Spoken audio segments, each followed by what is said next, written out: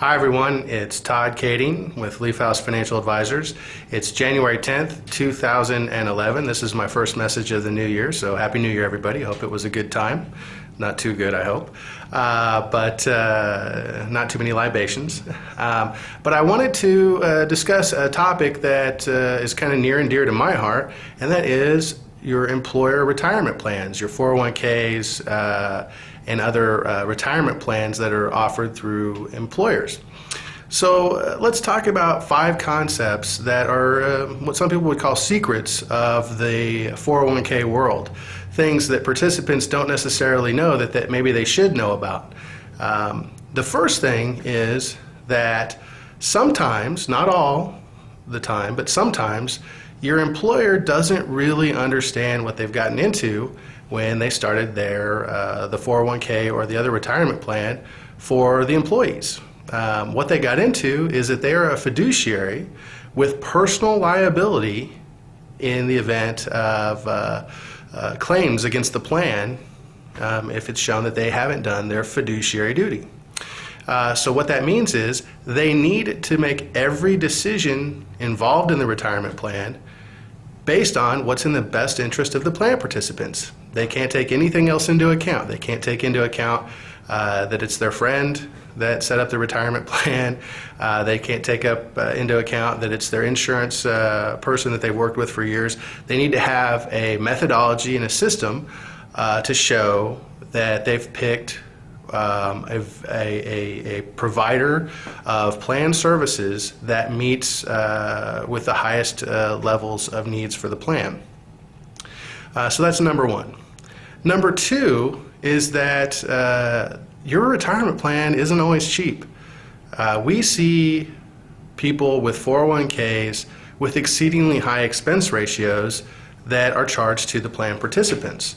So not all of them, but many of them do have very high expenses. And part of that is because no one is renegotiating the fees with the service providers on a regular basis. So if the plan started from scratch or with $50,000 total assets and grew to millions of dollars, a lot of times those fees are never renegotiated. And so we will see people with retirement plans where they think it's free because they don't understand the expenses in general. But even if they do understand that there's expenses, they don't understand what those expenses are. We see that the costs can be as high as, I've seen them as high as 3% a year. A normal cost that I've seen that is still outrageously high for most plans of any size would be in the 2% range. This is just, it's very hard to overcome those types of expenses with return in a normal market environment. And let's face it, we haven't been in a normal market environment for a long time. So it's a very high expense ratio for most participants in retirement plans. Again, that's not a blanket statement. It's not all. It's an individual basis. I would encourage you to become familiar with the costs associated with your retirement plan. And just to break this down really quickly, there's the cost of the underlying funds, but then there's also the cost of what they call the record keeper, which is usually the company that provides the platform from which you invest. So sometimes that would be Fidelity or Nationwide or ING or a lot of other companies that provide that. They have a cost. Your plan advisor, the person that advises the plan on the structure of the plan and the different investment choices, they have a cost associated with their services. And there's also other service providers that do administration for the plan that have a cost. And when you put all those together, retirement plans aren't always the cheapest investment vehicle like some folks think they are. So again, not a blanket statement, just be aware of those costs. The next item is that not only have you not reviewed your investment choices in your 401k lately, but no one else probably has either. And the point of that is that your employer, as a fiduciary to the financial product, which is the retirement plan, and to the plan participants, should work with the investment professionals to draft what's called an investment policy statement, which lays out the criteria for how they choose investments in the plan. And they should be reviewing that on a regular basis, at least once a year, where they look at it and they make a decision about whether or not the funds that they've chosen meet the criteria that they've laid out in the investment policy statement. And the problem is that too often the employer doesn't necessarily understand that that's their duty, and so they abdicate that to the plan provider. Well, that leads us to the next problem, which is there are a lot of conflicts of interest in retirement plans between the plan providers, the financial advisors that advise on the plan, and the participants. There's just a lot of conflicts of interest. And if you think about it, that's pretty natural to think about there being conflicts of interest. If the employer, who is supposed to be the fiduciary of the retirement plan for their employees, abdicates the role of investment selection for the plan, meaning the fund lineup, the choices that the fund offers the participants, if they abdicate that role to the company that is providing the platform for the investments, well, they're naturally going to have a conflict because that company is going to make more money if you choose their funds. So if you have Fidelity as your 401k provider, technologies exist today that you can put a bunch of different funds inside of a retirement plan lineup, even if Fidelity is the provider. And what you would see is that maybe there's a lot more Fidelity funds than other fund companies. Sometimes it's the only fund, and I'm not trying to single out Fidelity, I'm just using that as an example. You could use Nationwide or ING, American Funds, any plan provider.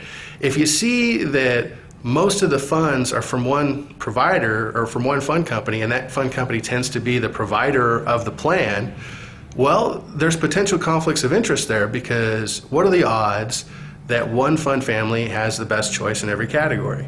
It's pretty slim. So there could be a fiduciary breach going on there that would be concerning to some folks. Again, it's oftentimes not reviewed either. It's set up and not thought about for years at a time. Not always, but a lot of times that's the case. The final issue that I wanted to talk about that's kind of a secret of retirement plans that most folks don't know about is that for most plans, the advisor to the plan is not allowed to even act as a fiduciary to the plan and to the plan participants by their employer, by the company that they work for or represent. And the reason for that is because they generally work for a broker-dealer, and the broker-dealer has a very hard time with allowing those participants to be what we would refer to as fiduciaries, meaning that they have to do what's in the best interest of the plan. And if you think about that, that's very logical as well, because if you work for a company that negotiates from all the different companies that provide 401ks, and this broker-dealer negotiates and gets your choice down to maybe 3 or 4, and they make deals about how much they get a share in revenue and how much they get as a cut of each investment selection and how much money is being, for lack of a better term, kicked back to them for allowing, to the broker-dealer for allowing the plan provider to be on their network. There's natural conflicts of interest that again exist, and by definition you can't really be a fiduciary if you can't choose what's in the best interest of the clients, because your broker-dealer essentially forbids it. What we run into is a scenario where investment advisors or advisors to the plans essentially cannot claim the role of a fiduciary. And it's very interesting because the regulations are such that if you provide any investment advice or any input into the selection of investments within a retirement plan under the Employee Retirement Income Securities Act, or ERISA, then you by definition are a fiduciary. And so it's a really interesting thing that's going on in that you have essentially registered representatives of broker-dealers that cannot be fiduciaries, that cannot accept that role, even though they're told that they have to be that by regulation. And so what they do is they have the employers sign forms saying that they understand that the advisor is simply introducing them to the plan and giving general ideas about what investment choices you might want to give to your participants and not giving any specific recommendations. So it's kind of funny because it begs the question, if a part of the expense that you're paying for every year is to get advice from one of these investment plan salespeople, and they're specifically saying they can't give you advice, what are you paying for? So a way around that is to work with a company that is called a registered investment advisor. And what they can do is they can contract the services that they provide, assume the role of fiduciary. That doesn't mean that it abdicates the role on the part of the employer. They just serve as a fiduciary with the employer. And so they're on the hook to provide investment advice, investment choices, services that are in the best interest of the plan, and they don't have any conflicts of interest. So these are things to think about and to look at with your retirement plan. Ask your company if these things are issues within your company plan. Does the plan advisor serve as a fiduciary? If they don't, why don't they? Is it because they are a registered representative and not a registered investment advisor? And all that means is one works for a broker-dealer and one does not.